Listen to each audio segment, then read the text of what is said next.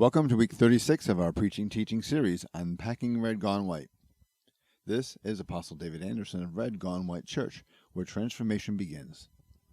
This week's message is called Transforming Scars and Regrets into Road Signs. This is the last message in this portion of our final segment of the series. This segment of 5 messages has been dealing with God's transforming power in our lives. The next and final 4 messages will conclude our 40-week journey. They will focus on the positioning power of opposition in our lives. This will be even more unusual and offbeat than the last 5 from a preaching perspective. But they will demonstrate that even though Satan and the world continue to oppose us, that God bears forth very interesting fruit in our lives. By the way, if you are just discovering the series, welcome. And you are most likely wondering what is Red Gone White and why are we unpacking it? For the sake of time, I invite you to check out our week 1 message. It's about transformation for a full orientation. You can also click on a link in the description portion below about the story behind the name. We have a lot to cover in today's message, so let's get going. We are looking at transforming scars and regrets into road signs. Typically, I will take a moment to define our key terms and topics to make sure that we're all on the same page moving forward, but I am quite certain we all have no problem understanding what are scars and what are regrets. We will discuss each of these in great detail toward the end of our message, but for now, let's take a close look at road signs and what could they possibly have to say about scars and regrets. We're going to start by taking a very detailed and unusual look at road signs. We will look at them in 5 categories and discuss their implications and use emotionally as that relates to scars and regrets. Let me propose the 5 categories, and we will take them one at a time from there. 1. Avoidance. 2. Flow. 3. Directional. 4. Precautionary. And 5. Situational. Please stay with me through this. It's going to be loose and free-flowing as we go for the next few minutes. As I open up each category, I will list 4 examples of road signs within that category and share some thoughts of how they relate to scars and regrets. Let's go. 1. Avoidance signs. Bump in road. Potholes ahead. Frost heaves. No shoulder. Sometimes on our journey down the road of life, we come to portions of the road that require repair. They're not going to be smooth or safe if we ignore the warnings given to us. Maybe we're about to enter an unhealthy relationship or are considering a risky career move. If we plow through with no regard to the risk, we, too, can receive damage, like the road full of potholes, bumps, frost heaves, and shoulder damage ahead of us. May our regrets and scars remind us that risk is painful, unnecessary, foolish, and costly.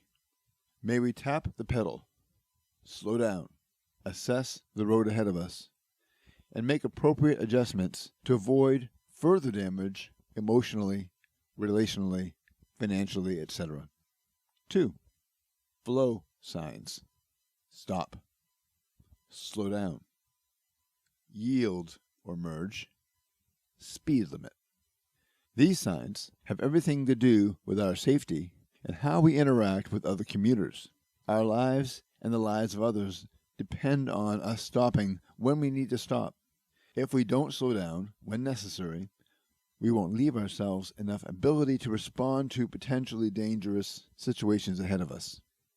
When we yield, we are slowing down and allowing someone else to go ahead of us. When we merge, sometimes we need to come up to speed quickly in order to move successfully with the flow.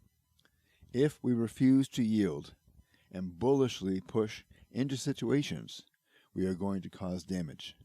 This damage will leave its mark on us and those who we affect by our poor decision.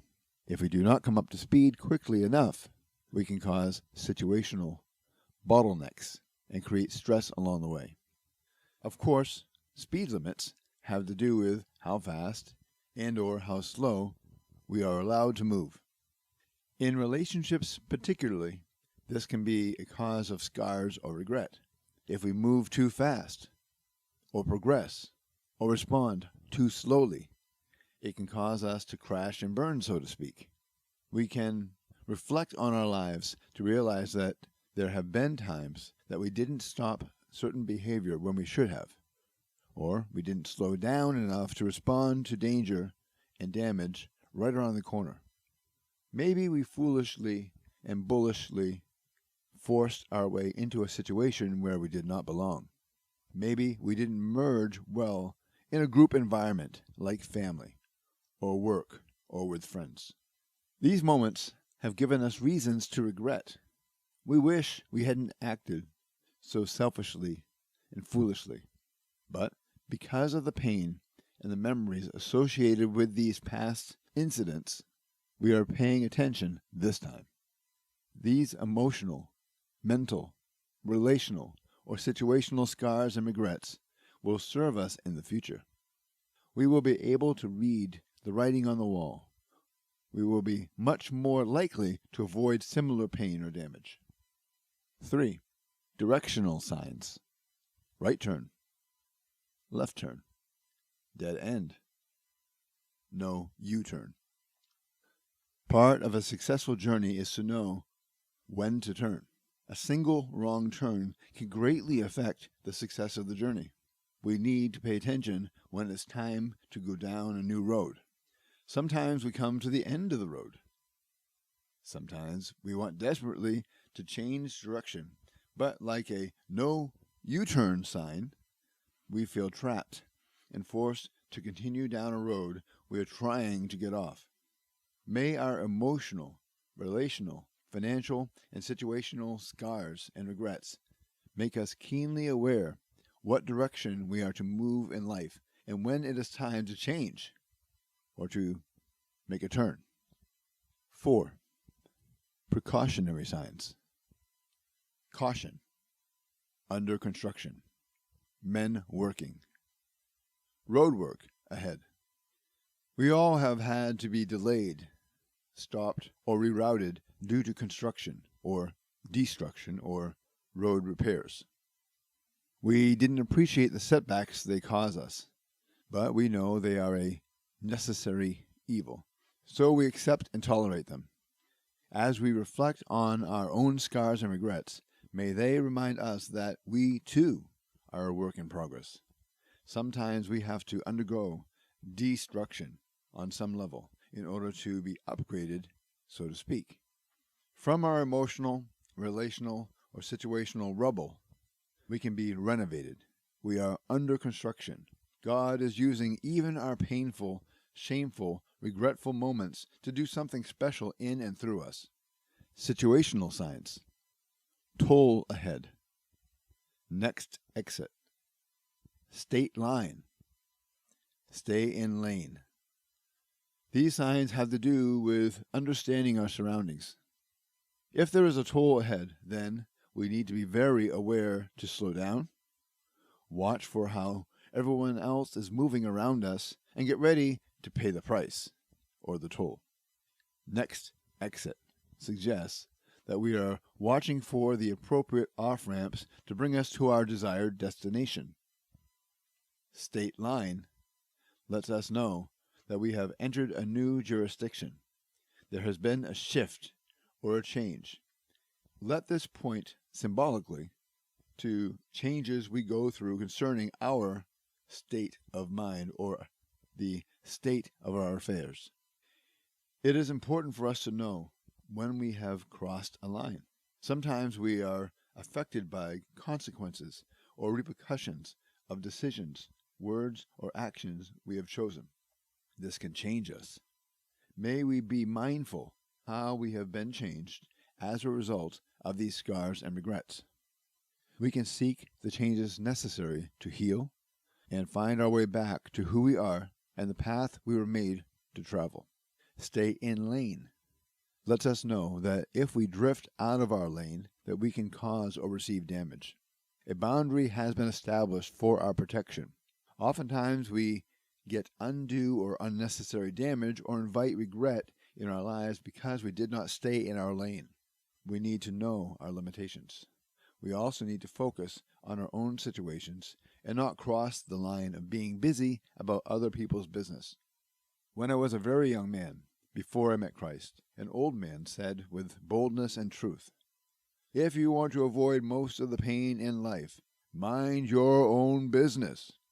Let our scars and regrets remind us to stay in our own lane. As we start to wind down this message, allow me to quickly take a closer look at scars and regrets. What we know about scars is that they leave a mark. The life we are living is leaving its marks on us. Will we leave our mark on it? Scars add character. They give us a sense of dimensionality. Maybe there is more to us than meets the eye. We have experienced something. Scars distinguish us from each other. Most of us wish to stand out and be noticed. Our scars become part of our features. We can't change them, so we might as well embrace them, like the shape of our eyes or ears. They are there to stay. Scars tell a story. They can even be conversation starters, but even if they are not talked about, there is a whole story behind every one of them. These stories make up the stuff of life. Tragedy plus time equals comedy. So over the course of time, we can even learn to laugh about how they were acquired. Scars show that we are survivors and overcomers. Wear them proudly as badges of honor. We have suffered through pain, tragedy, and or trauma of some kind. Scars, whether physical, emotional, or otherwise, remain after the pain is gone and the healing has completed. We went through whatever we were going through, and the scars are there to prove it. Scars remind us of this past trauma, pain, and or injury. Whatever put us in that situation, we will do whatever it takes to avoid in the future. Finally, I'll say that scars make us memorable. In a cookie-cutter world where everyone seems to be a copycat of someone else, scars are very refreshing because they are extremely unique to the one wearing them. In a world where we can easily and quickly dissolve into the sea of humanity, scars help us to stand out and to be remembered. Regrets make us wish we could unsay or undo something that we said or did. Regrets try to hold us in the past, and they try to hold us down and hold us back. Regrets reveal our character flaws. Regrets exploit our bad decisions. Therefore, they also point to opportunities to grow. So our regrets hold the keys to our greatest lessons to learn. Once these lessons are learned, we will accelerate and transform our future because of our failures or pain in the past. I will leave us with these words from the Apostle Paul as he was speaking to the church in Rome. Romans 8:28 says, "And we know that all these things work together for good to those who love God, to those who are called according to his purpose." Romans 8:34 and 35 say, "Who is he who condemns? It is Christ who died, and furthermore is also risen, who is even at the right hand of God, who also makes intercession for us." Verse 35, "Who shall separate us from the love of Christ? Shall tribulation, or distress, or persecution, or famine, or nakedness, or peril, or sword?" Romans 8:37 through 39 go on to say, "Yet in all these things we are more than conquerors through him who loved us." Verse 38, "For I am persuaded that neither death nor life, nor angels, nor principalities nor powers, nor things present nor things to come," verse 39, "nor height, nor depth, nor any other created thing shall be able to separate us from the love of God, which is in Christ Jesus our Lord." Tribulation, distress, persecution, and peril contribute to our scars and regrets. Yet, despite them, we are more than conquerors and very loved by God. Join us next week as we make our last bend in the road on this 40-week journey. We will spend the next 4 weeks looking at how God specifically uses our opposition in life to elevate our position in life. Next week's message is called The Positioning Power of Opposition, Making Us Unique, Special, Valuable. This is Apostle David Anderson of Red Gone White Church, where transformation